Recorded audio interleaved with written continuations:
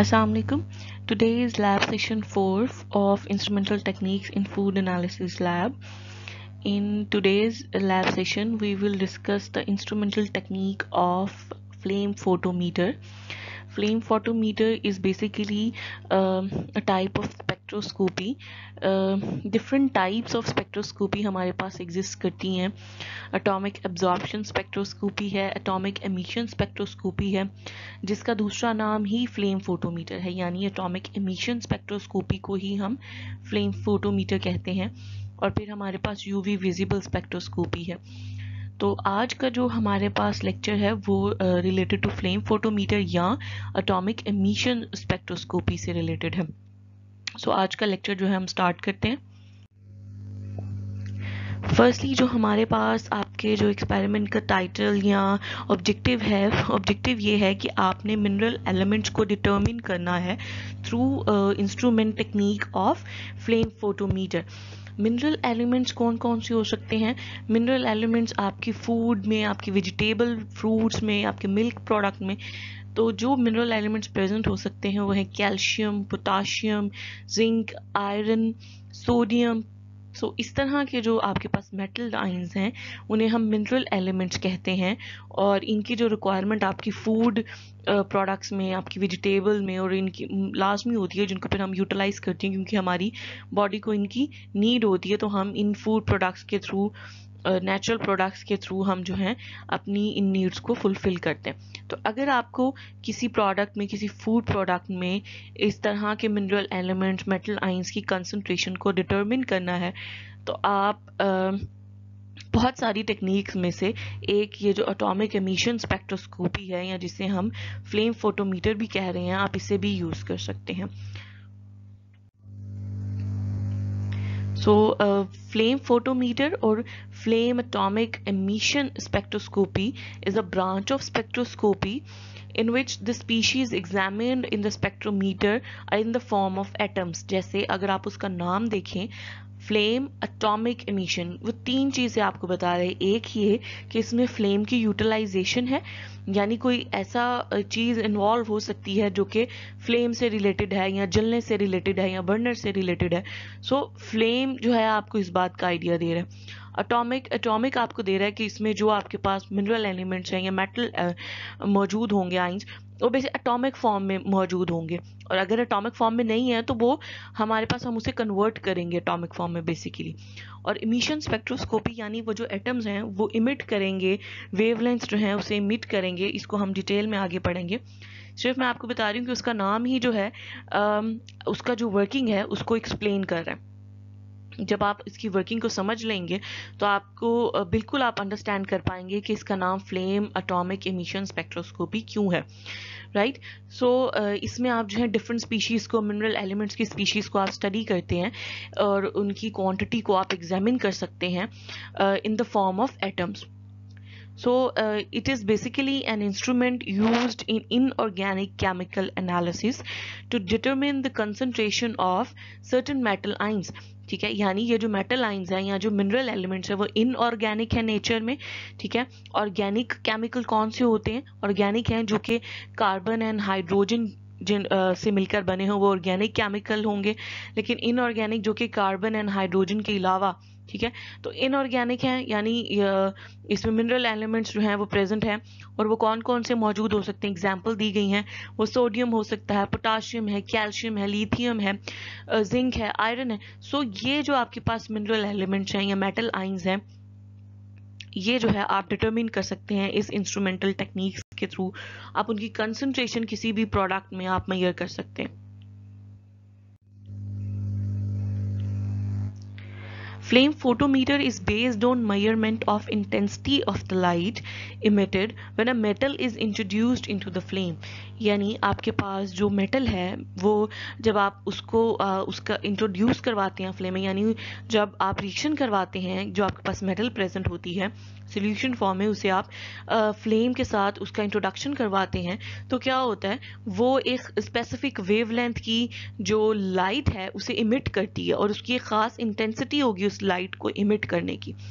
ठीक है, तो वो इस प्रिंसिपल पे जो है फ्लेम फोटोमीटर जो है वो एग्जिस्ट करता है.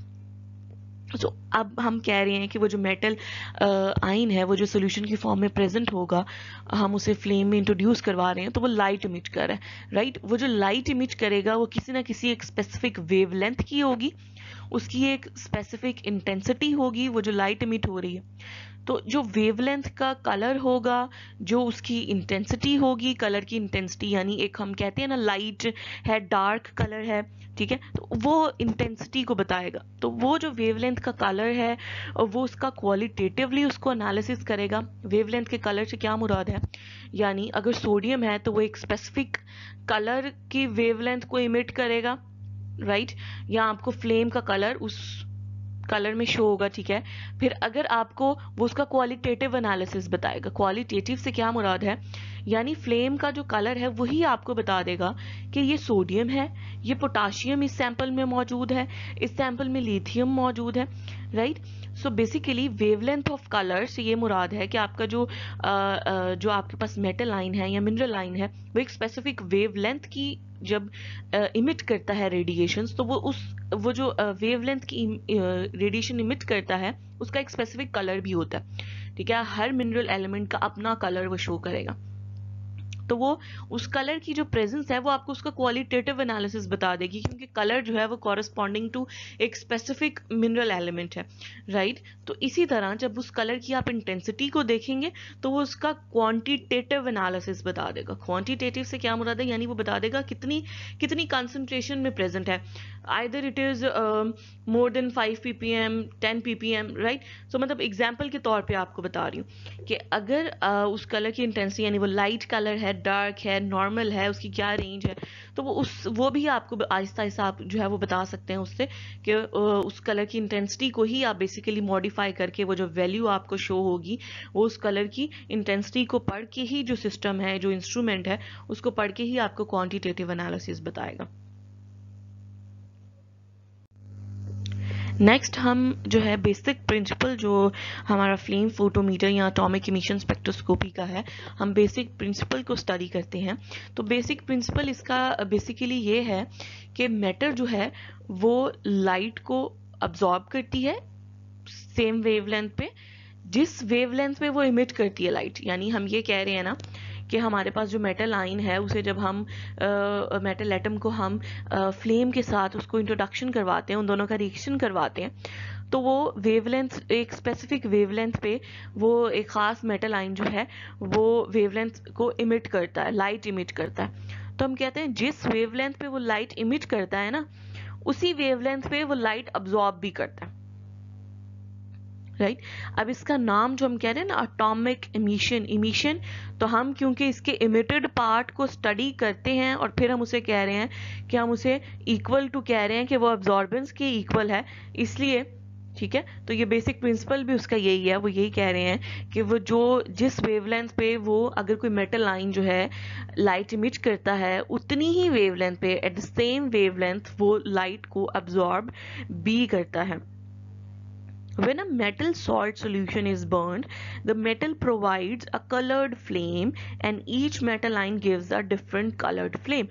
यानी वो दोबारा से जो मैंने अभी आपको लास्ट स्लाइड में जो बात बोली है कि हर जो मेटल सॉल्ट का जो सोल्यूशन होगा उस वो जो है कलर फ्लेम जो है वो हमें प्रोवाइड करेगा। वो जो कलर फ्लेम होगा वो हर मेटल आयन के लिए डिफरेंट होगा, यानी सोडियम डिफरेंट कलर को शो करता है, पोटाशियम, लिथियम, हर जो मेटल आयन है वो अपना एक करेक्टरिस्टिक कलर फ्लेम जो है वो शो करवाएगा हमें जब भी वो फ्लेम के साथ उसका इंट्रोडक्शन होगा या उसका रिएक्शन होगा। Flame test therefore can be used to test for the absence or presence of a metal line। यानी आप सिर्फ कलर भी देख के बता सकते हो ना, अगर आपको चार्ट मिल जाए कि ये कलर है, सोडियम का ये कलर है, पोटाशियम ये कलर शो करता है, लिथियम ये कलर शो करता है, तो आप जब फ्लेम आपने जब आपका ऑन होगा तो आपको सिंपल उसकी उससे ही पता चल जाएगा कि कौन सी मेटल लाइन प्रेजेंट है और कौन सी एब्सेंट है, राइट। नेक्स्ट अगर हम इस प्रिंसिपल को हम स्टेप्स की फॉर्म में देखें तो जो फर्स्ट स्टेप जो प्रिंसिपल का होगा वो है कि एटम्स ऑफ एलिमेंट, यानी हमारे पास जो मेटल आयन जो है वो सॉल्ट की फॉर्म में मौजूद हैं, हम उनका सोल्यूशन प्रिपेयर करेंगे और हम उन सोल्यूशन को सबसे पहले एटॉमिक फॉर्म में कन्वर्ट करेंगे। जैसे कि इसका नाम भी बता रहा है कि हमने उन मिनरल एलिमेंट्स को हमने उसकी एटॉमिक फॉर्म में चेंज करना है, और उस एटॉमिक फॉर्म में चेंज करने के लिए हमें उसे क्या करना पड़ेगा, हमें उसे एक हॉट फ्लेम के साथ उसका रिएक्शन करवाना पड़ेगा, उसको सब्जेक्ट टू एक हॉट फ्लेम करना होगा, ताकि क्या हो कि उसके जो मेटल के जो एलिमेंट्स हैं, जो इलेक्ट्रॉन्स हैं, वो एक्साइटेड स्टेट में पहुंचे, वो एनर्जी को अब्जॉर्ब करेंगे, तो वो क्या करेंगे, वो गैशियस फेज में जो है वो कन्वर्ट हो जाएंगे। तो जब वो गैशियस फेज में कन्वर्ट होंगे, गैशियस मॉलिक्यूल से फिर वो गैशियस एटम्स में डिसोसिएट होंगे। तो ये जो बेसिकली हमारे पास, हम इस पर्पस के लिए एटम्स में कन्वर्ट करने के लिए कि हमारे पास जो मिनरल एलिमेंट्स हैं वो एटॉमिक फॉर्म में हमारे पास अचीव हो जाएं, हमें उन्हें एक सब्जेक्ट टू हॉट फ्लेम जो है वो करना होगा। उसके बाद क्या होगा, specific quantum of thermal energy absorb by orbital electrons, के जो इलेक्ट्रॉन्स प्रेजेंट होंगे वो एक उस स्पेसिफिक थर्मल एनर्जी को जो है अब्जॉर्ब करेंगे, और जब वो स्पेसिफिक एनर्जी को अब्जॉर्ब करते हैं तो वो अनस्टेबल हो जाते हैं एट हाई एनर्जी लेवल, क्योंकि जब उन्हें टेम्परेचर ज़्यादा मिल रहा है, उन्हें एनर्जी ज़्यादा यानी मिल रही है, वो ज़्यादा एनर्जी को अब्जॉर्ब करेंगे। तो जब वो ज़्यादा एनर्जी को अब्जॉर्ब करेंगे तो वो जो इलेक्ट्रॉन्स हैं वो स्टेबल नहीं रहेंगे, वो जो है अपना एक्साइटेड स्टेट में पहुंचेंगे।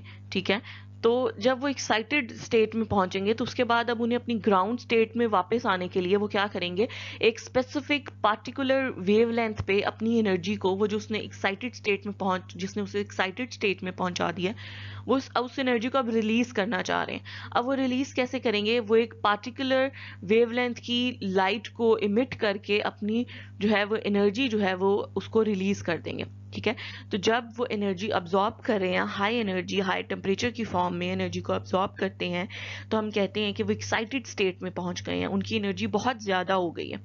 राइट, फिर वो क्या करते हैं, अपने आप को स्टेबल करने के लिए, उस एक्साइटेड स्टेट से वापस ग्राउंड स्टेट में आने के लिए, अपनी नॉर्मल कंडीशन में आने के लिए वो उस एनर्जी को जो है उन्हें रिलीज करना पड़ता है। तो वो जो जब एनर्जी को इमिट करते हैं, वो जो लाइट इमिट करते हैं, वो एक स्पेसिफिक वेवलेंथ पे जो है वो उसे इमिट करते हैं। सो बेसिक ये उसका प्रिंसिपल है कि हमें सबसे पहले तो मिनरल एलिमेंट्स को एटम्स में कन्वर्ट करना है। वो एटम्स में कन्वर्ट करने के लिए हमें एक फ्लेम को यूज़ करना पड़ेगा।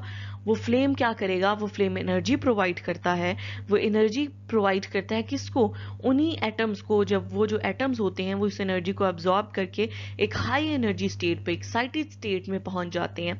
जब वो एक्साइटेड स्टेट में पहुंचते हैं तो वो अनस्टेबल हो जाते हैं। ठीक है, वो स्टेट में ज़्यादा देर तक रह नहीं सकते, तो उन्हें दोबारा से स्टेबल होने के लिए उस एनर्जी को रिलीज करना है। तो वो जो एनर्जी वो रिलीज करते हैं वो रेडिएशन फॉर्म में एक पार्टिकुलर वेवलेंथ में वो इस एनर्जी को जो है वो रिलीज करते हैं। तो बेसिकली उस एनर्जी को जो है फिर फर्दर वो आगे हम उसके वर्किंग में देखेंगे।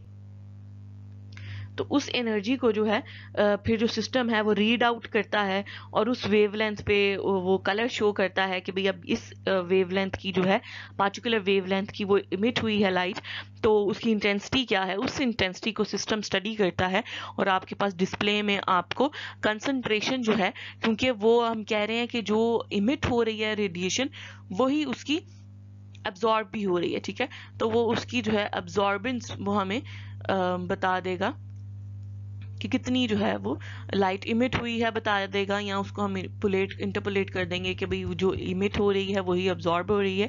तो वो इमिशन वाली लाइट भी है, वो अब्जॉर्बेंस वाली लाइट भी है। राइट, नेक्स्ट हम देख लेते हैं कि हमारे पास बेसिक जो फ्लेम फोटोमीटर के में जो बेसिक कंपोनेंट्स हैं। सबसे पहला जो कंपोनेंट है वो है सोर्स ऑफ फ्लेम। जैसे कि आपको उसका नाम भी बता रहा है कि इसमें एक फ्लेम इन्वॉल्व है। तो बेसिकली एक बर्नर है जो कि फ्लेम प्रोवाइड कर रहा है। ठीक है, और वो क्या काम कर रहा है, वो जो आपके पास मेटल एटम्स मौजूद हैं, मेटल एलिमेंट्स मौजूद हैं, मिनरल एलिमेंट्स मौजूद हैं, उनको गैशियस फेज में कन्वर्ट करने के लिए वो फ्लेम जो है टेम्परेचर, हाई टेम्परेचर मेंटेन करता है ताकि वो अपना पर्पस जो है वो पूरा कर सके इंस्ट्रूमेंट, राइट। तो सोर्स ऑफ फ्लेम जो है वो एक बर्नर है जो कि फ्लेम प्रोवाइड करता है, ठीक है। तो वो फ्लेम क्या करता है, एक specific wavelength more than 2000 kelvin जो है वो मेंटेन किया जाता है। फिर हर जो मेटल आयन है उसके लिए अलग टेम्परेचर मेंटेन करना होता है। तो वो एक जो कांस्टेंट टेम्परेचर है एक मेटल आयन के लिए, वो मेंटेन करने में ये जो फ्लेम है ये अपना रोल जो है वो प्ले करता है। Second important component is nebulizer and mixing chamber. It helps to transport the homogeneous solution of the substance into the flame at a steady rate. Nebuliser basically और जो मिक्सिंग चैम्बर है वो क्या करता है, जब हम अपना जो सॉल्वेंट है, अपना जो सोल्यूशन है जिसमें हमारे पास सैंपल मौजूद होगा, हमारे पास मिनरल आयन और एटम्स मौजूद होंगे, वो जब हम सब्जेक्ट टू उन मिनरल एलिमेंट्स को एक सोल्यूशन फॉर्म में जब हम इस सिस्टम में इंट्रोड्यूस करवाते हैं, तो वो क्या होता है, जो सॉल्वेंट होता है, ठीक है, वाटर होगा सॉल्वेंट, राइट। वो सॉल्वेंट को जब टेम्परेचर मिलता है ना, वाटर तो एवापोरेट हो जाएगा, ठीक है, क्योंकि 100 डिग्री सेल्सियस से ज़्यादा उसको टेम्परेचर मिलेगा, वाटर एवापोरेट हो जाएगा। तो पीछे जो है वो सिर्फ एरोसोल्स रह जाएंगे, यानी पार्टिकुलर फॉर्म में, मिस्ट फॉर्म में आपके पास क्या रह जाएगा, आपके पास वो जो मिनरल एलिमेंट्स है वो मिस्ट फॉर्म में रह जाएंगे। और आपके पास जो है वो एक कंप्रेसर जो है अब फ्लेम भी प्रोवाइड कर रहा है, फ्लेम जो है वो फ्लेम ही टेम्परेचर प्रोवाइड कर रहा है, जिसकी वजह से जो सॉल्वेंट है, जो कि हमारा वाटर है या कोई भी सॉल्वेंट दूसरा है जिसमें मिनरल एलिमेंट्स प्रेजेंट है, कोई यूज प्रोडक्ट हो सकता है, सो वो आपके पास जो सॉल्वेंट है वो आपके पास एवापोरेट हो जाएगा। तो पीछे हमारे पास जो है, जो हमारे पास डिजायर्ड मिनरल एलिमेंट है वो प्रेजेंट होंगे। तो वो जो है वो मिस्ट फॉर्म में, नेबुलाइजर क्या करेगा, उन्हें मिस्ट फॉर्म में, एरोसोल फॉर्म में उन्हें कन्वर्ट कर देगा। और फिर आपके पास जो कंप्रेसर एक मौजूद होता है जो कि एयर प्रोवाइड कर रहा होता है, तो मिक्सिंग चैम्बर क्या करेगा, एयर को और वो जो हमारे पास मिक्स फॉर्म में जो पार्टिकल्स हैं उन्हें एक होमोजीनियस सॉल्यूशन की फॉर्म में जो है वो फर्दर जो है फ्लेम में इंट्रोड्यूस करवाता है। यानी सॉल्वेंट एवापोरेट होने के बाद जो पार्टिकल्स रह गए हैं वो मिक्सिंग चैम्बर में अच्छी तरह मिक्स होने के बाद, एयर की मिक्सिंग उनके साथ होने के बाद उन्हें जो है एक स्पेसिफिक रेट के साथ जो है वो उन्हें लेकर जाता है उन्हें फ्लेम के पास, कि अब उसमें मज़ीद जो इन पार्टिकल्स का, इनकी जो कन्वर्जन होनी है वो एरोसोल फॉर्म से उनकी जो है एटॉमिक फॉर्म में या उनको गैशियस, मज़ीद हाई टेम्परेचर पे जाके वो गैशियस मॉलिक्यूल्स में चेंज हो जाएंगे। फिर उन्हें मज़ीद टेम्परेचर मिलेगा तो वो गैशियस मॉलिक्यूल्स से भी वो टूट जाएंगे, वो मॉलिक्यूल नहीं बल्कि वो एटॉमिक फॉर्म में अलग-अलग हो जाएंगे। जैसे अगर कॉपर सल्फेट का सोल्यूशन है तो कॉपर अलग हो जाएगा, सल्फेट अलग हो जाता है। इसी तरह अगर पोटाशियम क्लोराइड का सोल्यूशन है तो पोटाशियम अलग हो जाए और क्लोराइड, तो अगर ये एक इकट्ठे हैं तो मॉलिक्यूल हैं, अगर एटॉमिक फॉर्म में अलग अलग टूट रहे हैं, पोटाशियम अलग और क्लोराइड अलग, तो वो गैशियस एटम्स की फॉर्म में वो अलग अलग हो जाते हैं, जो कि फ्लेम की वजह से है, क्योंकि फ्लेम इतना हाई टेम्परेचर उन्हें प्रोवाइड करता है। Next component is optical system. अब जो हमने नेबुलाइजर और मिक्सिंग चैम्बर में उसने गैशियस एटम्स जो हैं उसमें डिसोसिएट हो चुके हैं। अब वो जो गैशियस एटम्स हैं वो उन्होंने एनर्जी इतनी अब्जॉर्ब की है, वो एनर्जी अब्जॉर्ब करके, जैसे हमने बात की कि वो एक्साइटेड स्टेट में पहुंच जाते हैं। अब वो जो है अपनी एनर्जी को, जब वो एक्साइटेड स्टेट जो है वो उनकी अनस्टेबल फॉर्म है, वो उनकी स्टेबल फॉर्म नहीं है, तो उन्हें स्टेबल रहने के लिए जो है उन्हें क्या करना पड़ता है, अपनी एनर्जी जो है वो रिलीज करनी होती है। जब वो एनर्जी रिलीज करेंगे तो वो बेसिकली एक स्पेसिफिक वेवलेंथ पे लाइट को जो है इमिट करते हैं, ठीक है। अब वो जो लाइट इमिट हो रही होती है, अब उस लाइट जो इमिट होती है वो फर्दर जो है इस ऑप्टिकल सिस्टम में जाती है। ऑप्टिकल सिस्टम में जो है बेसिकली इसके 3 हिस्से हैं, इसके 3 पार्ट हैं, convex mirror, lens and filter. Convex mirror क्या करता है, convex mirror helps to transmit light emitted from the atoms and focus the emissions to the lens. अब जो लाइट हमारे पास एक्साइटेड एटम्स मौजूद थे, उन्होंने लाइट इमिट करनी है, वो लाइट इमिट जो करते हैं वो क्या करता है, कन्वेक्स मिरर उस लाइट को लेकर जाता है और उन्हें लेंस पर फोकस करवा देता है। ठीक है। और वो जो कन्वेक्स लेंस है वो क्या करेगा, फिर उस लाइट को जो है फर्दर फोकस करता है उसका एक स्लिट के ऊपर। स्लिट क्या करता है, स्लिट बेसिकली जो है वो उसे फिल्टर तक लेकर जाएगा ताकि जो हमारे पास जो स्पेसिफिक वेवलेंथ की लाइट है सिर्फ वो ही पास करे। यानी हमने अगर जो स्पेसिफिक मेटल आइन या मिनरल एलिमेंट है हमें जो चाहिए, ठीक है, अब उस फिल्टर में से, उस स्लिट में से सिर्फ वही रिक्वायर्ड मिनरल एलिमेंट की जो वेवलेंथ होगी सिर्फ वही पास करेगी। अगर हमने सिस्टम में सेलेक्ट किया हुआ है कि हमने पोटाशियम को सिलेक्ट करना है, तो वो जो पोटाशियम वाली वेवलेंथ होगी ना वो सिर्फ उसी को गुजरने देगा। अगर सैंपल में सपोज और भी मिनरल एलिमेंट्स मौजूद हैं, कैल्शियम मौजूद है, सोडियम मौजूद है, लिथियम भी मौजूद है, वो उन सबको गुजरने नहीं देगा, क्योंकि आपने सिस्टम में फीड ये किया है कि मैं फिलहाल पोटाशियम पे वर्क करना चाह रहा हूँ। तो वो जो पोटाशियम की स्पेसिफिक वेवलेंथ मौजूद है, वो जो स्लिट है, वो जो फिल्टर है, वो सिर्फ उस एक स्पेसिफिक वेवलेंथ को गुजरने देगा। तो इस तरह से वो उस स्पेसिफिक वेवलेंथ को आइसोलेट कर देगा बाकी तमाम वेवलेंथ से। This will isolate the wavelength to be measured from that of any other extraneous emissions। यानी अगर इसके अलावा और भी emissions हुई हैं तो ये जो ऑप्टिकल सिस्टम है वो इन सब को जो है अलग कर देगा उस एक स्पेसिफिक वेवलेंथ से। तो hence it acts as interference type color filters कि आपके पास कलर फिल्टर मौजूद है कि उसने एक स्पेसिफिक, क्योंकि उसको आप जैसे इसको मोनोक्रोमेटर भी बोलते हैं। मोनोक्रोमेटर का क्या मतलब है कि एक स्पेसिफिक कलर, एक स्पेसिफिक वेवलेंथ की एक लाइट को वो गुजरने देगा और बाकी सबको रोक लेगा, ठीक है। तो ये सिस्टम क्या करता है, ऑप्टिकल सिस्टम, वो जो लाइट इमिट होनी होती है वो आपकी डिजायर्ड वेवलेंथ की जो लाइट होती है जो कि आपने सिस्टम में फीड किया हुआ है कि हम इसको सेलेक्ट करते हैं, हम इस एलिमेंट को मेजर करना चाह रहे हैं, वो सिर्फ उसको गुजरने देता है ताकि एट अ टाइम आप उस एक एमिशन को ही आप मेजर कर सकते हैं। तो वो उसको मेजर करने के लिए फर्दर फोकस कर देता है। Next component is photo detector. Photo detector detects the emitted light and measure the intensity of radiation emitted by the flame। अब हमारे पास जो ऑप्टिकल सिस्टम है उसने क्या किया है, उसने एक स्पेसिफिक जो हमारी डिजायर्ड वेवलेंथ की लाइट है उसको स्लिट में से पास कर दिया है। पास करने के बाद उसे वो फोटो डिटेक्टर के ऊपर लेकर जाता है। अब फोटो डिटेक्टर का क्या काम है, फोटो डिटेक्टर ये देखेगा, अब उसको इलेक्ट्रिकल सिग्नल में कन्वर्ट करता है, उस इलेक्ट्रिक सिग्नल में कन्वर्ट करके वो क्या करता है, अब वो उस मैयर करेगा और उसे हमें डिस्प्ले करके बताएगा कि कितनी इंटेंसिटी थी उस जो इमिटेड लाइट की, जो रेडिएशन है उसकी इंटेंसिटी कितनी है। अब वो इंटेंसिटी को मैयर करता है और उसको प्रोपोर्शनल करके हमें वैल्यू स्क्रीन पर बताता है। यानी वो कह रहा है कि जितनी इमिटेड लाइट की इंटेंसिटी अच्छी होगी यानी उतनी ही उसकी अब्जॉर्बेंस की वैल्यू भी ज्यादा होगी। तो वो आपको स्क्रीन पर जो है, यानी इमिटेड लाइट जितनी ज़्यादा है उतनी ही अब्जॉर्बेंस की वैल्यू है। तो वो स्क्रीन पर जो है उस इमिटेड रेडिएशन को कन्वर्ट करके इलेक्ट्रिकल सिग्नल में एक फोटो डिटेक्टर की मदद से वो आपको स्क्रीन पर डिस्प्ले करके बता रहा है कि आपके पास इतना का मुझे इलेक्ट्रिकल सिग्नल जो है मुझे रिसीव हुआ है और ये जो है प्रोपोर्शनल टू है इंटेंसिटी ऑफ लाइट के।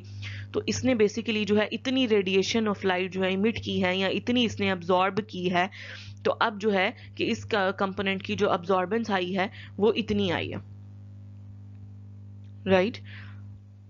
तो बेसिकली ये हमारे पास जो है डिफरेंट कंपोनेंट्स थे कि किस तरह से हम जो है अपना, हम जो चाह रहे हैं कि हम फ्लेम से एटॉमिक स्टेट में, गैसियस एटॉमिक स्टेट में जाए हमारे पास, फिर हम उन्हें मेजर करें। तो ये जो है डिफरेंट कंपोनेंट्स हैं जिनके थ्रू हम इसका जो प्रिंसिपल है वो अचीव करते हैं। अगर आप ये जो पिक्चर है, ये पिक्चर इसी तमाम कंपोनेंट्स को आप तो डिस्प्ले भी कर रही है और इसका प्रिंसिपल भी आप जो है इससे इजीली समझ सकते हैं। ये जो है आपके पास यहाँ पर सैंपल मौजूद है जो कि सोल्यूशन फॉर्म में होगा, यानी इसमें आपके पास जो रिक्वायर्ड आपने मिनरल एलिमेंट को मेजर करना है या मेटल आइन को मेजर करना है वो इस सोल्यूशन में प्रेजेंट होंगे। अब आपके पास ये जो यहाँ पर एटोमाइजर है, एटोमाइजर बेसिकली नेबुलाइजर, यानी जिसने आपके पास सॉल्वेंट को ख़त्म एवेपोरेट करने के बाद एटम फॉर्म में कन्वर्ट करना है with the help of burner और अ फ्लेम, यानी आपके पास जो सॉल्वेंट है उसका वेपोरेट उसके ख़त्म हो जाने के बाद आपके पास जो सॉल्यूट में जो आपके पास मिनरल एलिमेंट्स प्रेजेंट होंगे, ये उनको क्या करेगा, एटॉमिक फॉर्म में कन्वर्ट करेगा with the help of a burner या फ्लेम। वो एटॉमिक फॉर्म में वो हम देख चुके हैं, वो मैंने बताया कि वो एरोसोल्स फॉर्म में उसको कन्वर्ट, मिस्ट फॉर्म में कन्वर्ट करेगा, फिर फर्दर उनको क्या करेगा, फिर फर्दर उनको गैशियस, जब टेम्परेचर बहुत ज़्यादा कंटिन्यूसली मिलता जाएगा वो गैशियस मॉलिक्यूल की फॉर्म में वो चेंज हो जाएंगे।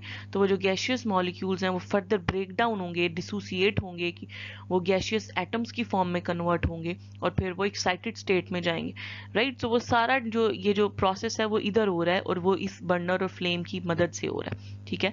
और पीछे से हम एक कंप्रेसर भी हमारे पास मौजूद होगा जो कि एयर जो है वो सप्लाई कर रहा होगा।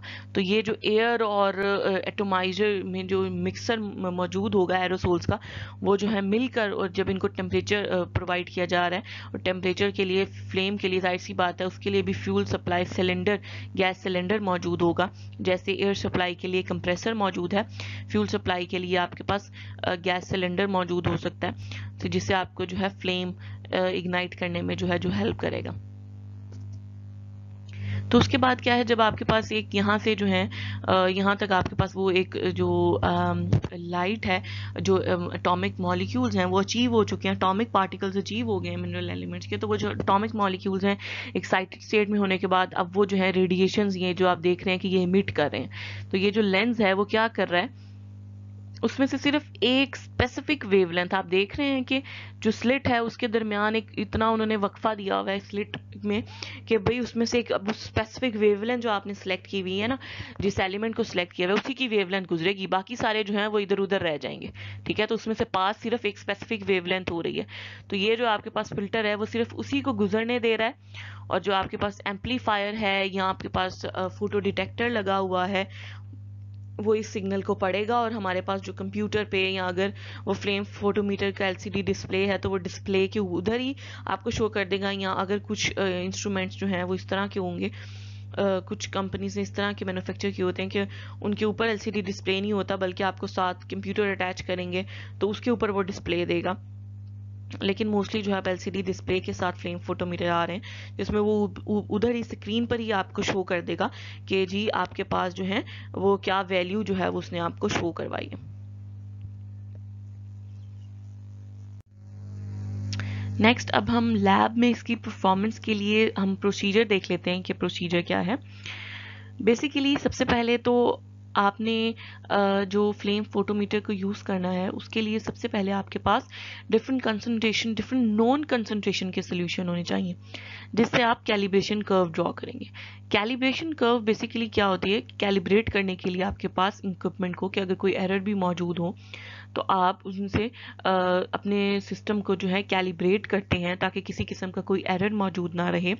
और इसके अलावा कैलिब्रेशन कर्व जो है, जब आप नॉन कंसंट्रेशंस आप बनाएंगे उस नॉन कंसंट्रेशन के अगेंस्ट आप इनकी अब्जॉर्बेंस मेजर करते हैं, राइट। अब जैसे आपको कहा गया है कि यहाँ पर आपने 0 ppm, 10, 20, 30 एंड 40 ppm के आपने कंसंट्रेशन सोल्यूशन प्रिपेयर करने हैं from 1000 ppm standard solution. Standard solution आपको गिवन होता है, इक्विपमेंट के साथ भी आपको साथ दिए जाते हैं, मतलब हर एलिमेंट का साथ आपको स्टैंडर्ड सोल्यूशन प्रिपेयर दिया जाता है। फिर आप उस स्टैंडर्ड सोल्यूशन से आप एक स्पेसिफिक वॉल्यूम लेकर आप उसे डाइल्यूट करते हैं और आप उसके फिर रिक्वायर्ड कंसंट्रेशन के, जैसे अभी हमें यहाँ पर ये रिक्वायर्ड नॉन कंसंट्रेशन है, नॉन कंसंट्रेशन इसकी हमें कंसंट्रेशन पता है ना कि वो 10 हम प्रिपेयर करते हैं, ये 5 फ्लास्क प्रिपेयर करते हैं, तो जी एक में 0 कंसंट्रेशन है, इसमें 10 कंसंट्रेशन 20 ppm 30 ppm, तो वो नॉन कंसंट्रेशन कहलाती हैं। तो हम इन नॉन कंसंट्रेशन सॉल्यूशंस को क्या करेंगे, हम इनका सबसे पहले इनकी अब्जॉर्बेंस चेक करते हैं, ठीक है। तो जब इनकी अब्जॉर्बेंस चेक करेंगे तो फिर हम कैलिब्रेशन कर्व ड्रॉ करते हैं।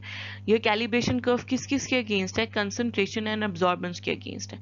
Concentration is on X axis and absorbance is on Y axis. और उसके बाद फिर हम इस कैलिब्रेशन कर्व की मदद से फिर जो हमारे पास जो अननोन सैंपल या अननोन कोई आपके पास फूड प्रोडक्ट है, कोई जूस है, मिल्क प्रोडक्ट है जिसके अंदर आपको मिनरल एलिमेंट कैलकुलेट करना है, फिर आप उस कैलिब्रेशन कर्व की मदद से ही फिर आप उसकी जो है अननोन सैंपल की जो है कंसंट्रेशन फाइंड आउट करते हैं।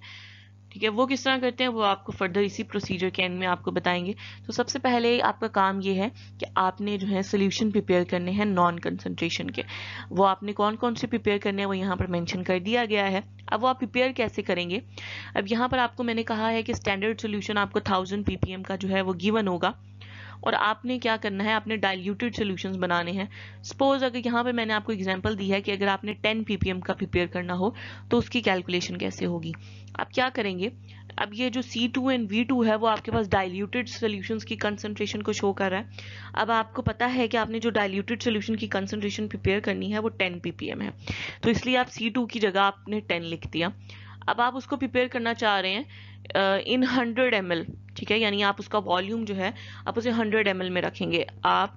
तो अब उसके लिए आपको क्या करना पड़ेगा, उसके लिए आपको जो C1 है वो है कंसंट्रेशन ऑफ स्टैंडर्ड सोल्यूशन, वो भी हमें पता है 1000 ppm, लेकिन हमें ये नहीं पता कि हम उस 1000 ppm स्टैंडर्ड सोल्यूशन में से कितना वॉल्यूम लेंगे तो हमारे पास required diluted solution of 10 ppm achieve हो जाएगा।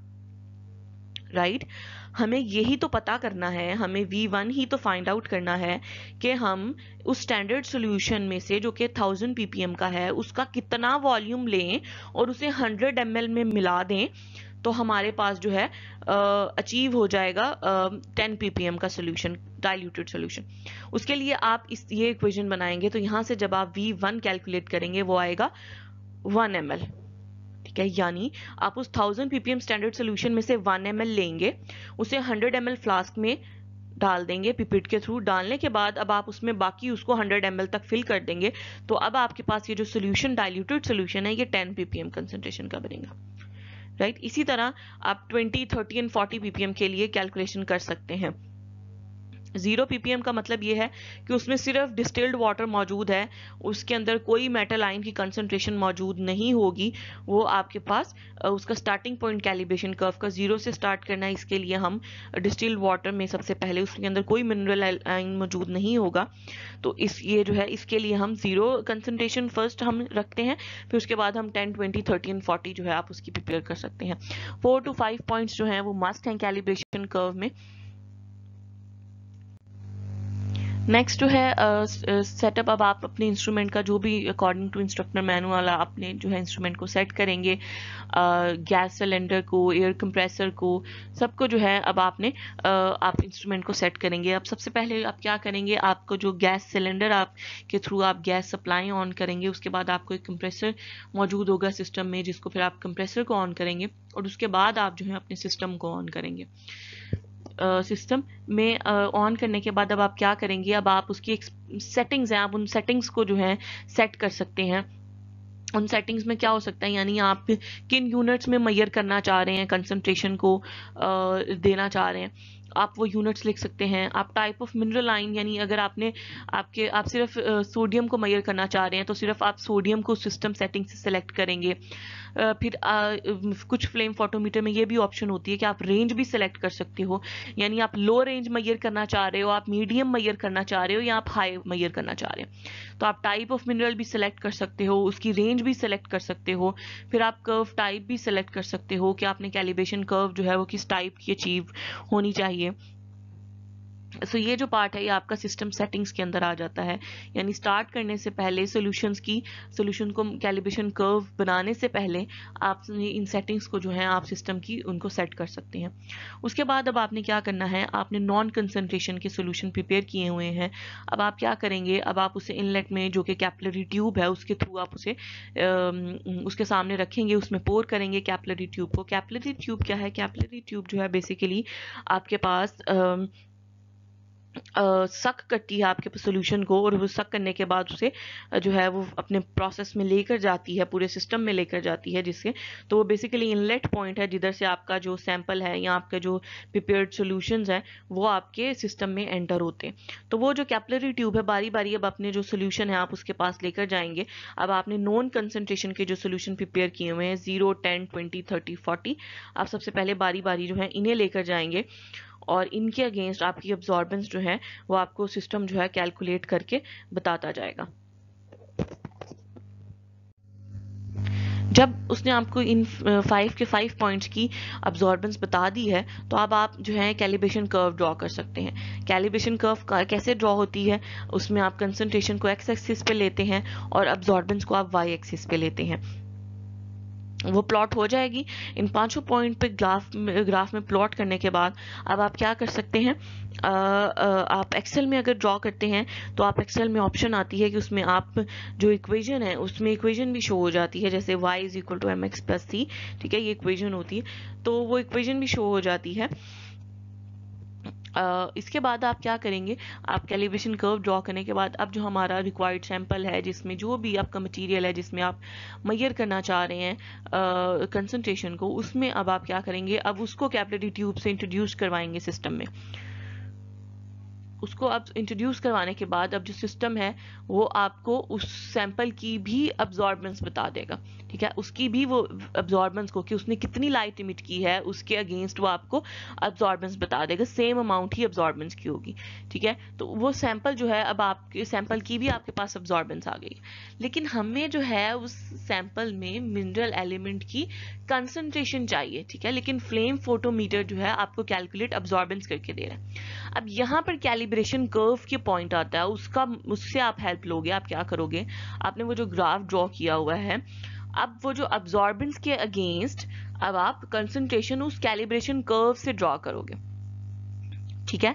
यानी अगर आपके पास अब्जॉर्बेंस की जो भी वैल्यू आई है, सपोज आपके पास आई है 0.5, तो अब आप वाई एक्सिस पे जहां पर 0.5 की अब्जॉर्बेंस मौजूद है उसे आप इंटरपोलेट करेंगे, उसे आप लाइन पर कैलिब्रेशन कर्व में जो आपकी स्ट्रेट लाइन अचीव हुई है उससे आप टच करेंगे और उसे फिर ड्रॉप डाउन आप वर्टिकली जो है फिर लेकर आएंगे और उसे एक्स एक्सिस पे जो उसके अगेंस्ट जो कंसंट्रेशन की वैल्यू आ रही होगी आप उससे जो है उसे कैलकुलेट कर सकते हैं। एक तो ये है कि आपने ग्राफ ड्रॉ किया है, खुद आपने पेपर पे ड्रॉ किया है, तो आप इस मेथड के थ्रू उसे कैलकुलेट कर सकते हैं। सेकेंड मेथड ये आप एक्सेल पे ड्रॉ करते हैं तो एक्सेल में इक्वेशन आ जाती है, फिर आप उस यहाँ आप उस इक्वेशन से भी जो है उस कंसंट्रेशन की वैल्यू को अचीव कर सकते हैं।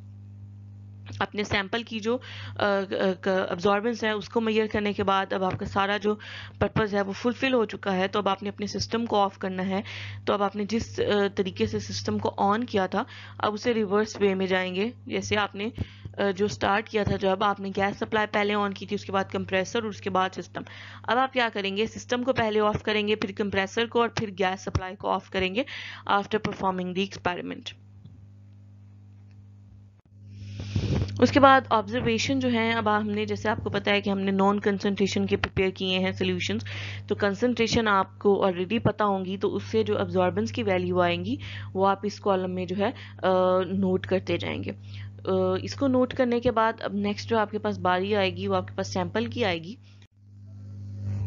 तो जो सैंपल की अब्जॉर्बेंस आ जाएगी वो आप उसे यहाँ पर रिपोर्ट कर सकते हैं। अब ये जो ग्राफ है ये मैंने एक एग्जांपल के तौर पे सैंपल के तौर पे एक ग्राफ लिया है आपको दिखाने के लिए कि कैलिब्रेशन कर्व जो है वो किस तरह की हो सकती है। तो यहाँ पे कंसंट्रेशन जो है उन्होंने एक्स एक्सिस पे ली हुई है, अब्जॉर्बेंस जो है वो वाई एक्सिस पे है, ठीक है। इधर जो है वो 0, 10, 20 ये अपने उन्होंने यूनिट्स लिखे हुए हैं, इसको आप फिलहाल इग्नोर करें। मैं सिर्फ आपको समझाने के लिए बता रही हूँ कि जो इक्वेशन भी मैं बता रही थी आपको कि इक्वेशन भी दी हुई होती है। सो बेसिकली जब आप पॉइंट्स वो प्लॉट करते हैं ना कंसंट्रेशन और अब्जॉर्बेंस के दरमियान, तो ये कर्व जो है वो आपके पास आ जाती है, ठीक है। तो ये कैलिब्रेशन कर्व जो है, अब इसके थ्रू अब आप जो सैंपल की अब्जॉर्बेंस के अगेंस्ट आप कंसंट्रेशन मेजर कर सकते हैं। जैसे मैं ये बात कही थी कि सपोज आपकी जो अब्जॉर्बेंस की वैल्यू है वो 0.03 आती है, तो अब आप क्या करेंगे, अब आप यहाँ से लाइन को जो है वो इंटरपोलेट करेंगे, यहाँ पर आपने टच किया और फिर इसके अगेंस्ट आप मेजर कर लेंगे कि ये कंसंट्रेशन क्या आती है। तो आप कहोगे कि अगर आप पोटाशियम की मेजर करो तो आप कह रहे हो कि concentration of potassium from sample is this, ठीक है, कितनी अमाउंट है, इतने यूनिट्स है, ठीक है। तो अब आप एक तो इस तरह मैनुअल मेथड से कर सकते हैं। अगर आप एक्सेल पे ड्रॉ करते हैं तो फिर ये इक्वेशन भी साथ जनरेट हो जाती है एक्सेल में, y इज इक्वल टू ये mx है प्लस c, ठीक है। तो m जो है वो स्लोप होती है, c इंटरसेप्ट होता है। तो जो हमारे पास यहाँ पर आप क्या कर सकते हैं, x पे क्या है कंसंट्रेशन और y पे क्या है अब्जॉर्बेंस। अब यहाँ पर अब आप y की वैल्यू जो आपके अब्जॉर्बेंस फ्लेम फोटोमीटर ने बताई है उसे मेजर करके अब आप x की वैल्यू जो कि अननोन होगी कंसंट्रेशन की वो आप कैलकुलेट कर सकते हैं, ठीक है। ठीक है जी। आज का लेक्चर जो है हमारा यहीं तक था। इस लेक्चर से रिलेटेड आप लोगों का कोई भी क्वेश्चन होगा तो हम उसे ऑनलाइन सेशन में डिस्कस करेंगे। Thank you so much. अल्लाह हाफिज़।